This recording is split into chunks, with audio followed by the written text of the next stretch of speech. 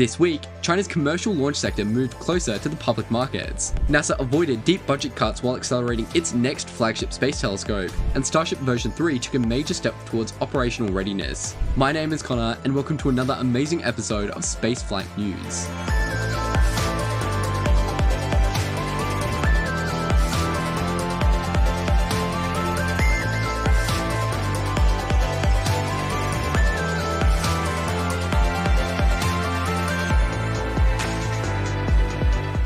China's commercial launch sector took a major institutional step forward this week, as Landspace moved closer to becoming a publicly traded company.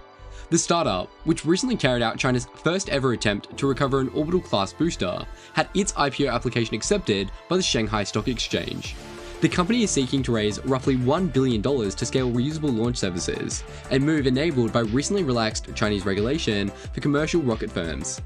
The decision signals growing state confidence in private launch providers as a strategic pillar of China's long-term space infrastructure. China's human spaceflight program also focused on deepening astronaut readiness beyond orbit. A group of 28 Chinese astronauts completed a month-long underground training campaign in cave systems in southwest China. Teams spent extended periods in isolated extreme environments, designed to simulate the psychological and operational challenges of future lunar missions. The program mirrors similar cave-based training systems used by ESA, and it reflects China's increasing emphasis on preparing crews for sustained operations rather than short-duration orbital flights. On the political front, NASA avoided what would have been one of the most severe budget contractions in its entire history. A finalized fiscal year 2026 appropriation bill rejected the White House's proposed deep cuts, allocating over $24 billion to the agency. While that's slightly below last year's funding, the bill restores most science funding that had faced reductions of nearly 50%, and it reinstates STEM education programs. It also preserves space technology investments that were notable in 2024. Unfortunately, Mars Sample Return mission remains unfunded as of yet, with NASA instead directed to continue technology development, signaling a shift towards long-term capability building rather than near-term flagship missions. NASA also moved to accelerate its next-generation space observatory ambitions. Contracts were awarded to 7 companies to advance key technologies for the Habitable Worlds Observatory, a future flagship telescope with a mirror of up to 8 meters across. Agency leadership has made it clear that it wants to compress timelines wherever it's possible to do so, supported by fresh funding in the new appropriation bill. In parallel, NASA is preparing to select a smaller astrophysics probe mission later this year, keeping momentum going across multiple sectors. At the same time, NASA is working to extend the life of its aging Swift space telescope. Swift's orbit is decaying faster than anyone really expected due to atmospheric drag, and while commercial reboost mission is scheduled for mid-next year, engineers are exploring spacecraft orientation changes to reduce drag and preserve margin. This approach could buy critical time if delays do occur, highlighting how operational ingenuity is increasingly required to sustain legacy science missions. A long-running structural concern about the International Space Station may finally be easing. A persistent air leak in the Russian Zvezda module, first detected in 2019, appears to have finally stabilized after cosmonauts sealed small cracks inside the module's vestibule. The leak had increasingly worried NASA due to the risk of forcing permanent closure of key docking ports.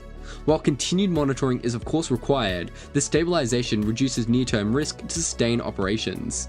The ISS also saw a quiet but important operational milestone. NASA and SpaceX successfully demonstrated the Dragon spacecraft's ability to reboost the station's orbit, a role traditionally handled by Russian Progress vehicles or the station's own thrust systems. Multiple successful burns show Dragon now can serve as a viable backup for station orbit maintenance, strengthening redundancy at a time of growing geopolitical uncertainty.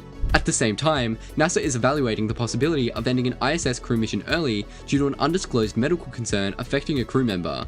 While details remain limited, the agency confirmed it's considering shortening Crew 11's stay on orbit.